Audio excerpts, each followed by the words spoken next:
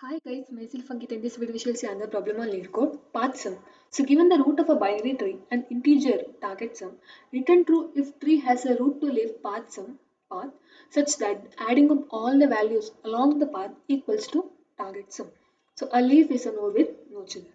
So what the question is, they are given a target sum and we have to find a path in the binary tree from root till the leaf node such that the total sum from that root to particular node should be equal to the target sum, total sum of all the values of the node.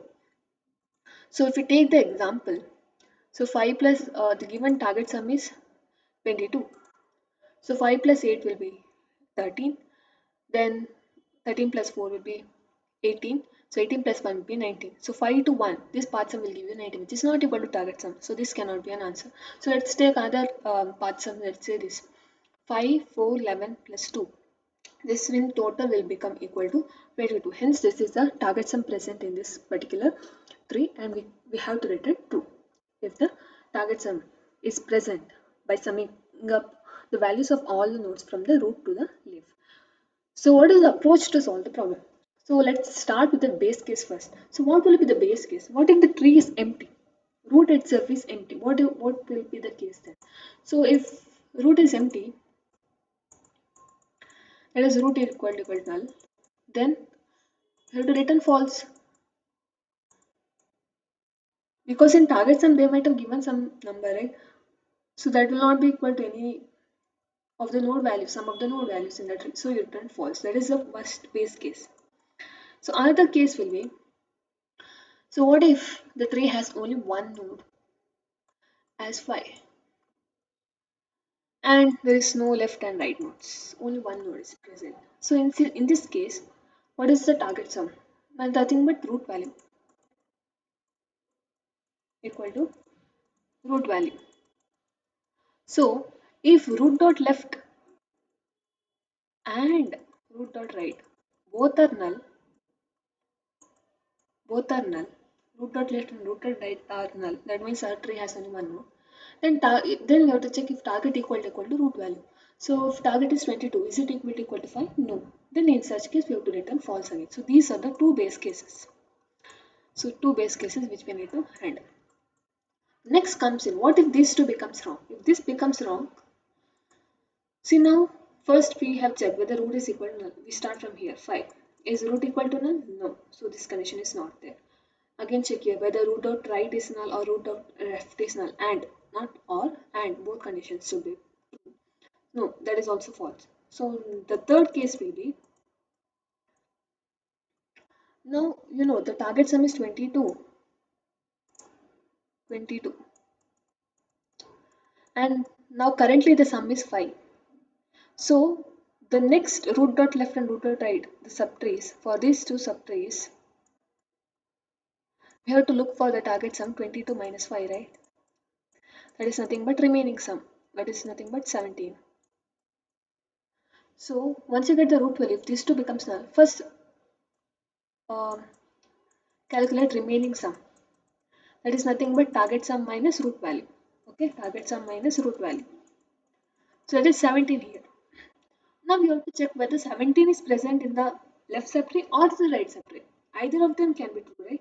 So check recursively call the function, which function? Path sum of tree root dot left comma remaining sum, and or. So path sum of root left comma remaining sum, or path sum of root right comma remaining sum. So what are we doing is, first we have to check whether root is null, no. Left and right is both are null, no.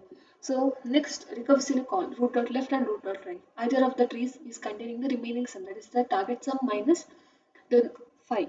So that is 17. We have to check whether 17 is present in either of these trees. So now after this call, this will be called. So here again, so this root is null, no. If both left and right are null, no, because left is not null here. So this will be false. Now again call root dot left comma remaining sum. What is remaining sum? So 17 minus 4 it is. So 17 minus 4 will give you 13. You have to check for this remaining sum 13 here. So here it was 22. 22 initially, 22. Okay, 22 initially it was. So here it became 17. Now here you look for what? 17 minus 4. That is nothing but 13. So again for this you call whether root is null? No. Check whether root or left and root or right is null? No. So we'll be moving here, right? Then you call for left. So this is called 11 is called. So here the remaining sum will be nothing but 13 minus 11, that is 2. 2 is the remaining sum at this point. Again you call left only because right comes next, right? So root dot left, you will be moving here. So root is null? No. Left and right, both nodes are null? Yes, it is. At this point, both nodes are null. So now what is the remaining sum? 2. Whether 7 is equal to 2, the remaining sum which is equal? No. So you return false. So this has written false. So this has written false. Next, or right we have for this 11th node, right also we have node with value 11. We have right node also. First check for this also. Root is null? No. Root dot left and root dot right are null? Yes. Is target equal to the root value? 2 is equal to 2? Yes, it is. So we return true. Got it? Hence, this will be false, but this will return true. So what will be? Or of those two that will be true only. So once you found the answer, you just return true. Nothing else you have to do. So once you find the true, then here recursive it will go back. That is all not required only. So once you find the root true, we will return that answer. So this is how we implement the question. So basically, we are not keeping track of sum, whether sum plus equals to 5, then sum plus equals to 5 plus 4 will be 9, 9 plus 11 will be something 17. So all those things are will not do such things. We will only keep track of remaining sum. Usually 22 was that 22 minus 5 is 17. So check for 17 in the next subtrace to left and right. So after here you come again. So 17 minus 4 will be 13. Check for 13 in the left and right subtrace. So your right is not only left here. So move again left. So recursively you look for the remaining sum. So first we have to check whether root equal to null. So then just return false if so. Next we have to check if root dot left equal to null and root dot right. When that is also equal to null. So if that becomes true, then what we need to return? Return whether root value is equal to target sum.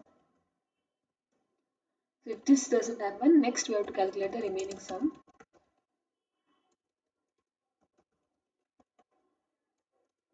So how do you calculate remaining sum? That is nothing but target sum minus root value.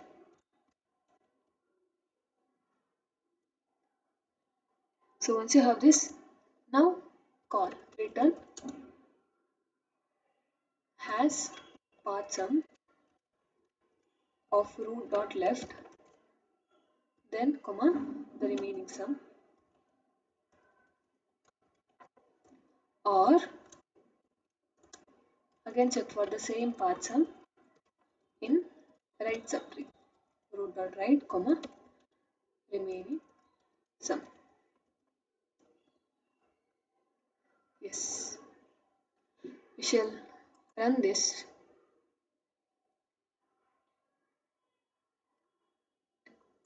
Okay.